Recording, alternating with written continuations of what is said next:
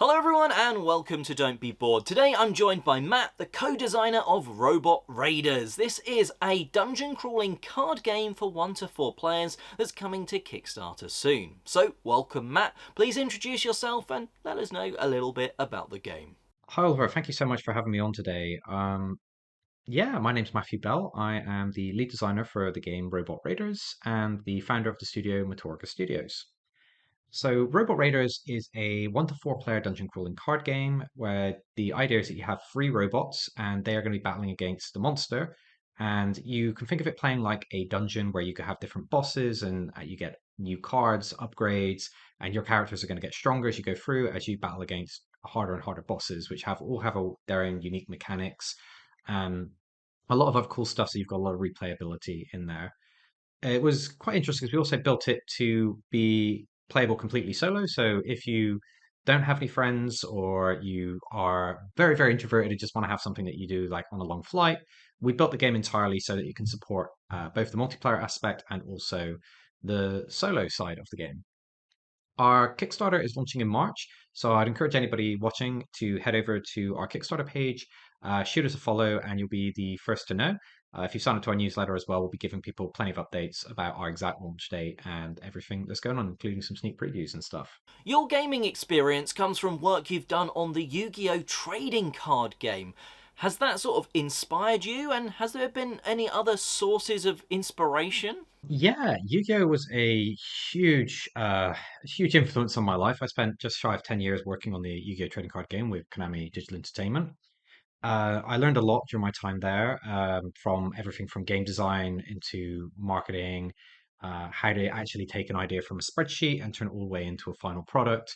So there's like all the extra things like that people don't think about, which would be like toy safety certificates, figuring out freight, logistics, all of this kind of stuff I did learn whilst working there, and it's something an advantage I get to bring into developing my own title because it's just all of those things, so you can account for it in like all of the planning, and even when it comes down to the actual designing of the game, of well, what kind of components do you want? What about all these extras? It's all figuring out how you're ultimately going to get this idea and deliver it to the player so they get to play it at their kitchen table. But specifically, I wanted the game to feel a little bit like a trading card game. So, if anybody who's actually ever played games like Magic the Gathering, Yu-Gi-Oh, Pokemon, Lorcana, they would actually find it very, very familiar when they picked it up and very, very easy to start playing. Uh, so, I wanted to capture that, but also take from my favorite product I ever worked on with Konami, which was the Speed Duel Battle City box set. Essentially, that product was designed to be for 8 players. A group of friends can just buy this box, and then they can sit down. It had 8 constructed decks in there, and the idea was that you could just play Yu-Gi-Oh out of the box. And if you're having a good time, you don't need to worry about buying any booster packs. Just everything you needed was there. It was a real passion project when I was working on Yu-Gi-Oh, and I wanted to take what I learned from that and actually turn it into one of my own titles. Um, I had a lot of inspirations from other games that have kind of played around in this dungeon crawling space. So games like Slay the Spire, I think that's one of the best card games ever made. I'm such a fan. My Steam playtime on that game is way, way too long. I was also a huge fan of the World of Warcraft trading card game, the raid decks. So from the very first one, Onyxia, all the way up to the last one that they released. My favorite one though was the Ice Crown Citadel raid, because that was the first time I felt like the Cryptozoic, well, actually at the time it was Upper Deck, got it right, where they had this all in the one box, where you had the Lich King and you had 3 other characters in there, and it was playable for if you had 4 friends. Essentially, you could just open it up, deal each player a deck, and then you could all just start playing. And this was really, really cool. And it used the same rule set as the actual World of Warcraft trading card game. So it was very, if you actually had played any of that before, just buying this deck, you'd be able to play the raid and you wouldn't need to relearn an entire new set of rules. There was a few extra bits and pieces, but it was largely the skills were transferable into that. And I think that was like such a brilliant product, that I keep thinking about it to this day actually, as some of the most fun I had playing card games was doing the raid decks. Your passion for gamers to be able to go and buy a game and just get it to the table and play, that really shines through and that's nice to see. Now, In Robot Raiders, you actually have the option of playing together as the robots or one player being the monster. So you have two sort of different modes in there straight away. Now, was it hard developing with that sort of difference in there where it could be everyone's on the same side or maybe one person is that monster? Yeah, it's been quite a challenging experience trying to balance it where you have one player versus three players, and the idea is that everybody is going to feel powerful. You kind of have this situation where you acknowledge that because it's one versus three, that one player is going to get ganged up on.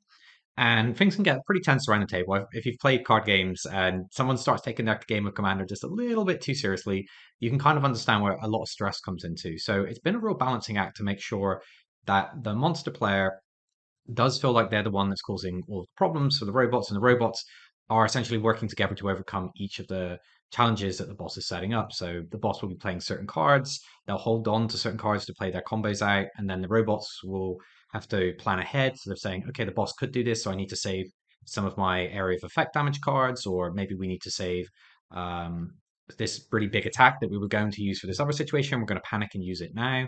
And it was something to it took a lot of iteration to get this right, and it was also trying to find a way that the robots scaled to become more powerful. In earlier versions of the game, we looked at, for example, dealing out random loot, and then you could choose which player to assign them to.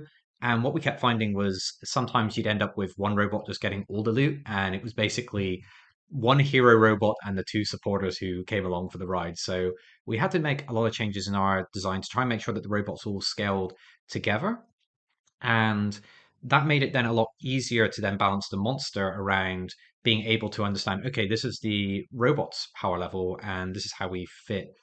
This is how we should plan for the monster cards to interact with the robots and how much we should be pressuring them.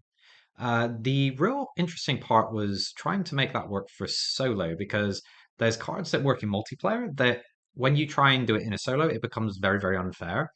So I spent quite a lot of time figuring out the best ways to make these cards work in both formats. And in some of the cards, they'll say on there, if solo, do this. So cards that have like options on them, for example, it tells you exactly how to resolve them, and so that you can have that full, complete rating experience. Um, but yeah, no, we had to also play around with the difficulty settings to figure out how do you make it easier for the robots. And you kind of end up with this weird thing where the easier you make it for the robots, the harder you make it for the monster. And then that swings the other way as you start cranking up the difficulty, like our S tier, which is what we defined as the hardest we would make it for the players without adding in lots of house rules. Uh, we that then becomes a very, very difficult game where series of experienced players are going to be all very much thinking very, very hard, like how do we get through this situation? We're preparing for this.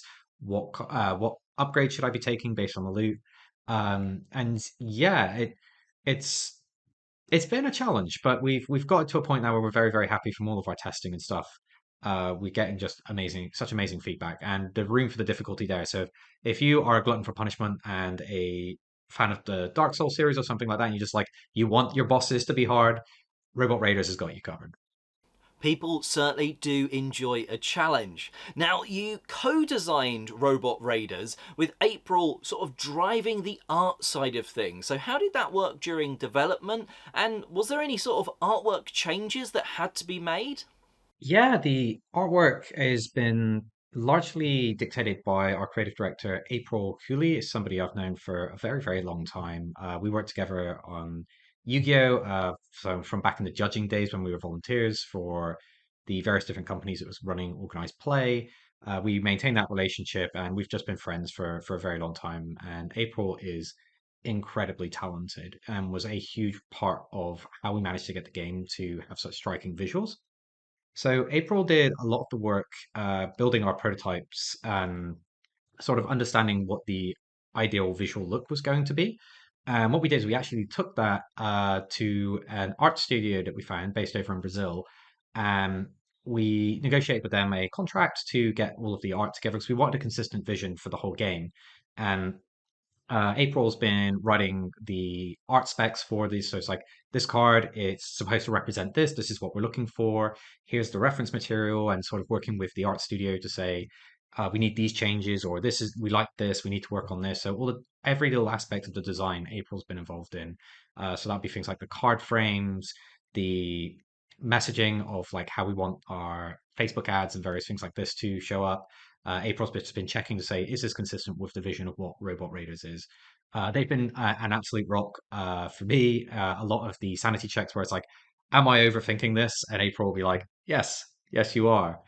Um, but they've been incredible for that. So it's been a real asset to have somebody who's able to look at a lot of the creatives and various parts that we need for the game and say, this is what it needs to be in order for it to fit with what we're working on.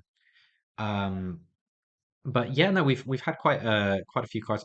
Some of April's actual original art is in the final version of the game, and a lot of the prototypes everything was based off of the prototypes. I think the funniest ones that we had was the original Spiderlings. These were like the minions or the tokens that the boss would put into play when they played certain cards, and they were unbelievably adorable, and people didn't like killing them. So, like in the art specs that we ended up saying to the studios, like these spiders have to look kind of vicious. We don't want people to feel bad for killing them. Um, but yeah, no, I will. If you give me enough time, I'll just sit here giving April all the praise in the universe because they've worked extremely hard to make sure that Robot Raiders is well, all of these banners and stuff like this was all created by April, and it all looks incredible as a result of their hard work. The artwork is stunning, so a great job done there, absolutely for sure. Now, when it comes to playtesting the game, as you mentioned, some people not wanting to kill off cute spiders, how did you actually playtest the game? And did you find some pros and cons with this method? So we did playtesting in two different ways. The primary way is that I have a group of playtesters. I met somebody through playing a different card game that we kept in touch on Discord, and they had a group of friends that they played a lot of games with.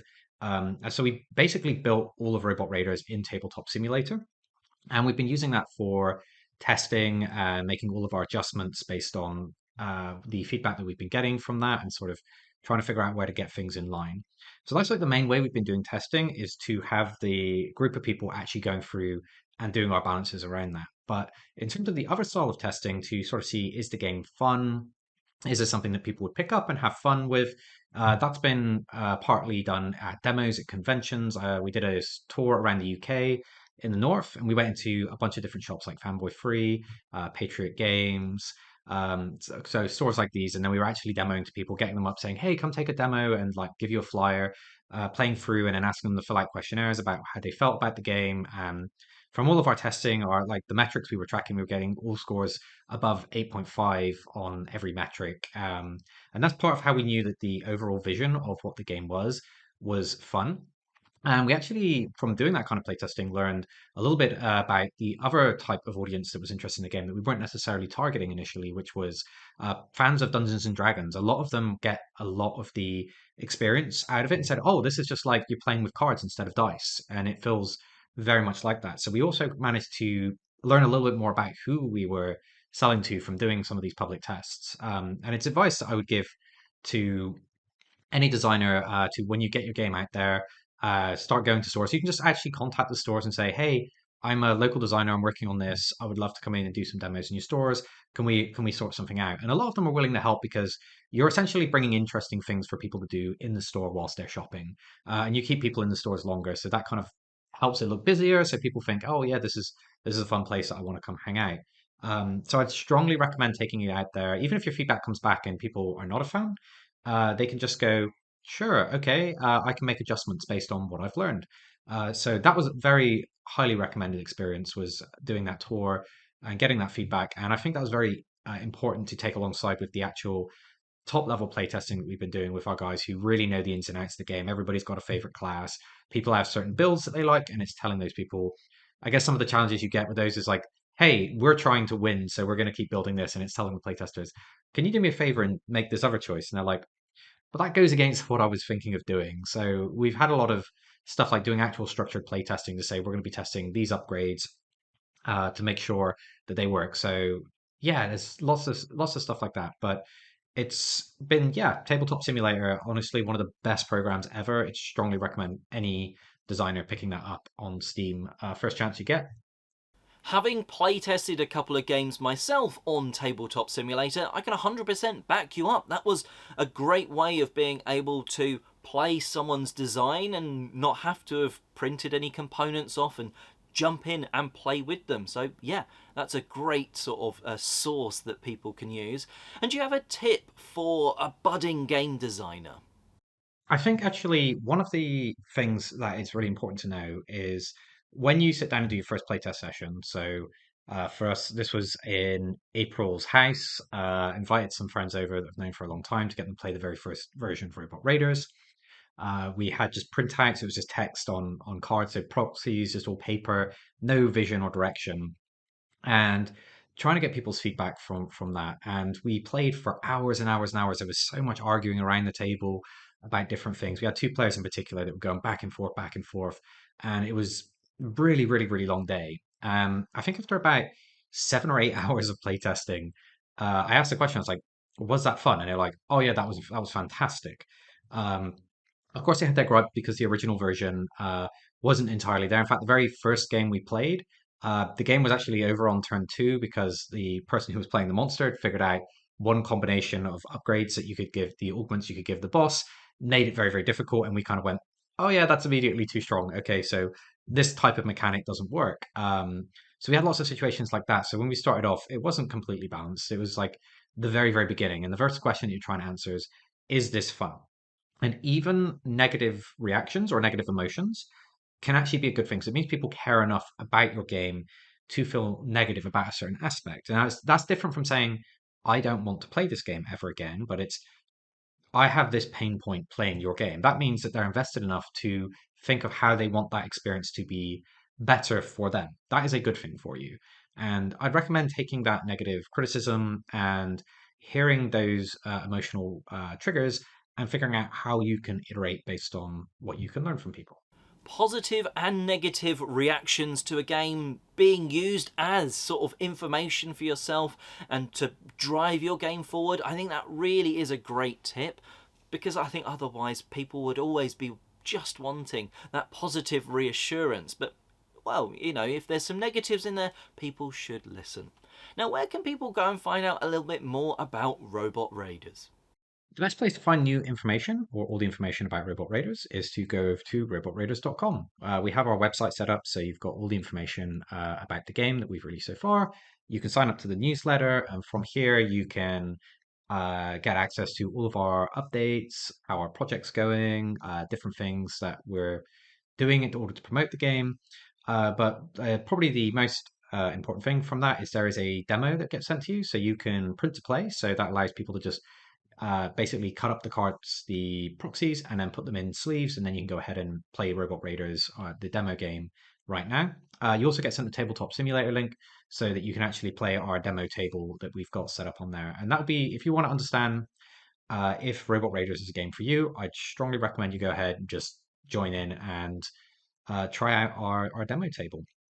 Um, if you really want to get into the nitty gritty for it, we'd love for you to come over to our Kickstarter page and just go ahead and hit that follow button. It would be so helpful for us.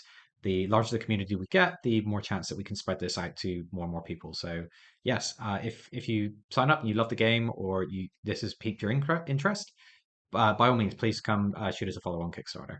And before you go, what game has the best box art? So that's an interesting one. I really like Super Dungeon Explorer. It's a game that's basically a dungeon crawler that has more like a video game sort of anime style to it. I absolutely love the look of this game. When I originally saw it in one of the game shops, I was like, I really, really want to play this. Got it out, got the miniatures, was painting all of them, was very, very happy because a lot of the miniatures that games that for these kind of things like Gloomhaven and stuff looks a little bit more serious, more dark, and I liked the really light side of Super Dungeon Explorer. The difficulty I always had with that game was the very first one they did was not very well balanced, and it was difficult getting a group of friends that wanted to commit to something for so long, especially when the monster was so overpowered in the original build. But I loved the idea for that. It felt very satisfying to play in a weird way where as much as I appreciate things like Magic the Gathering, Gloomhaven, and a lot of these darker things, it was nice to see some like color in the genre. And that's something that's obviously been a big inspiration for trying to be a little bit more striking in our color schemes and stuff like that.